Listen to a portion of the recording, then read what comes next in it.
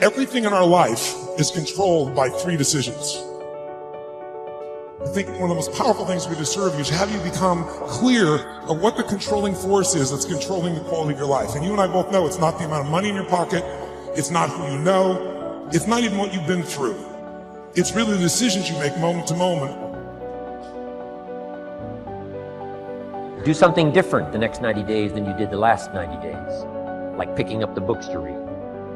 Do something different, like the new health disciplines, relationship with your family, whatever it is, doesn't matter how small it is. If you'll start doing different things with the same circumstances, since we cannot change the circumstances, we can change ourselves. We can change what we do. You got to get a little bit more intense about your life, about your business. You got to stop being so dadgum casual. You got to get in the game. If you're going to play the game, let's play to win it. Let's play to max it out. Let's play to 10x it. I want you shaking. I want you feeling it. I want your intensity level to go up, because it's decisions we make that chase that best version of us every second, every day, that every day alters the direction, the course of our life. Where your focus goes, your energy flows. I need us to look at all the possibilities, all of the potential, and I need us to go for it every single day. Most people go through life never discovering what their talents are. Most people never develop their talents. They have skills and abilities, but if you don't nurture them, if you don't develop them, they will never serve you. Your gifts can take you many places if you develop your gifts. And you'll be surprised at the things that you're able to do. When you learn how to block things out, when you learn how to keep thine eyes single, learning how to concentrate, learning how to focus in, deciding that you're going to focus to develop your skills, you'll be surprised at the ideas that will come to you, of the people that you'll be able to attract, of the opportunities that you'll be able to see. You'll begin to see things that have been standing there looking you in the face saying, I can't believe this has been here all this time. But you can learn all the techniques in the world. If you don't believe in yourself, it won't happen for you. Don't wish it was easier. Wish you were better. Don't wish for less problems. Wish for more skills. Start working on yourself, making these personal changes. If you'll start working harder on yourself than you do on your job. Work hard on yourself and develop the graces. All of the stuff necessary to become more valuable to the marketplace. I'm telling you, your whole life can explode into change. Promotion, no problem. Money, no problem. Economics, no problem. Future, no problem. You just go to work on the right thing. Let the miracle of everything that's available work for you, and start working on the inside. Work on your philosophy. Work on your attitude. Work on your personality. Work on all of your abilities. And if you'll start making those personal changes, I'm telling you, everything will change for you.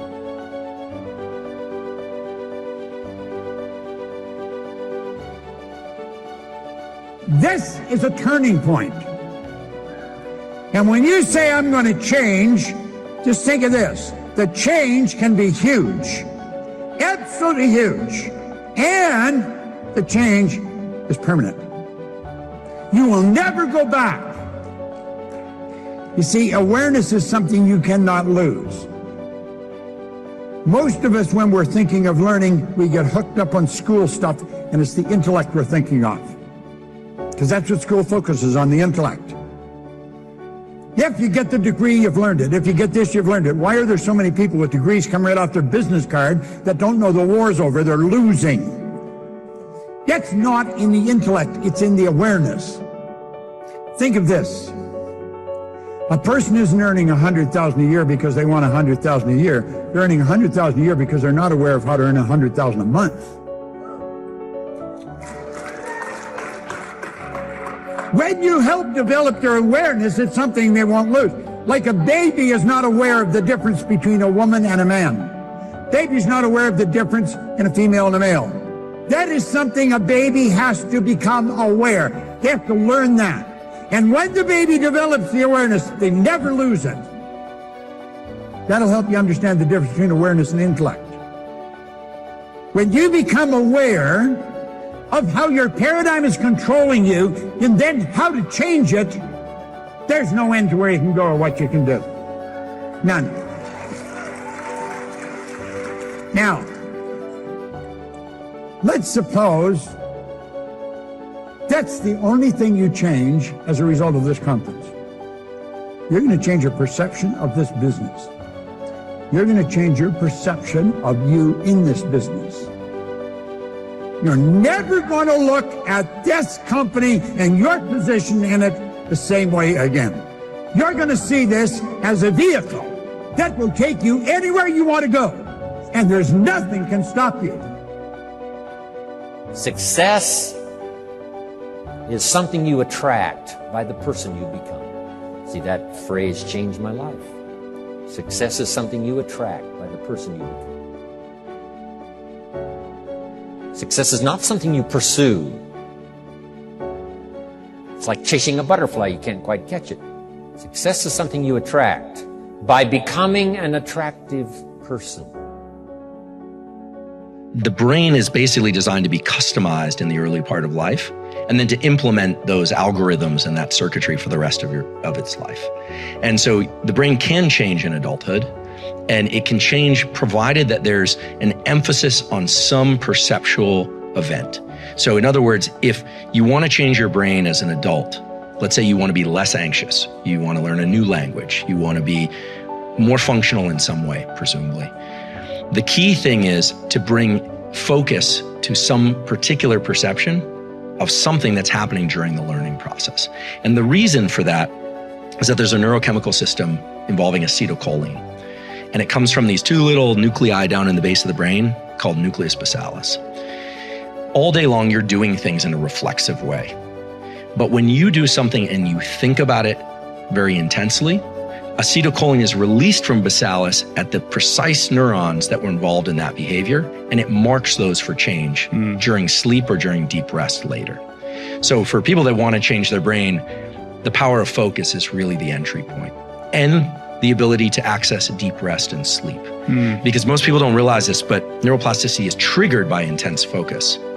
But neuroplasticity occurs during deep sleep and rest. One of the things that's really important also to think about how the brain works in terms of plasticity and all this stuff is what the brain really wants to do is also pass as much of what it does off to reflexive behavior as possible. So, so when we're talking about focus, I think it can get a little bit vague, but it might be useful to think about like what exactly is focus and what triggers plasticity. So the brain loves to be able to just do things, pick up coffee cups and drink and walk and talk and do things and not put much energy into it. When we decide to focus, what the brain really does is it switches on a set of circuits that involve the frontal cortex and nucleus basalis and some others, and it's trying to understand duration, how long something's going to last, path, what's going to happen, and outcome, what ultimately is going to happen. So duration, path, and outcome. You know, the events of early 2020 are a good example of this. One of the reasons why it's so exhausting to be alive in 2020 is because we are now having to pay attention to duration, path, and outcome. How long is this thing going to last? When are they going to open up all businesses? Did I touch that door handle? Does it matter? Right. Who are the experts? Are there any experts? There are a lot of questions, whereas normally we can just move through life without having to do all that analysis. So if it's a simple example, like trying to learn a new language or a new motor skill or a new way of conceptualizing something, maybe somebody's in a therapeutic process and they're trying to work through a trauma or something like that, duration, path, and outcome is built into the networks of the brain. We can do that very easily, but it takes work. And it almost has a feeling of underlying agitation and frustration. And that's because the circuits that turn on before acetylcholine are of the stress system. So when you or I decide we're going to learn something and really dig in, norepinephrine, which is adrenaline, is secreted in the brainstem and in the body, and it brings about a state of alertness. Then our attention, which is mostly a diffuse light, is brought to a particular duration, path, and outcome analysis. This would be thinking about what somebody is saying. What are they really trying to say? A hard passage of reading, a hard, set of math problems, a challenging physical workout. When you do that, these two systems have to work very hard, and the adult brain doesn't really want to change the algorithms it learned in childhood. But if you do those two things, you have alertness and focus. The acetylcholine and the norepinephrine converge to mark those synapses for change. And so the way to think about neuroplasticity, if one wants to change their brain, is bring about the most intense concentration you can to something, and then later bring about the least amount of concentration to that thing.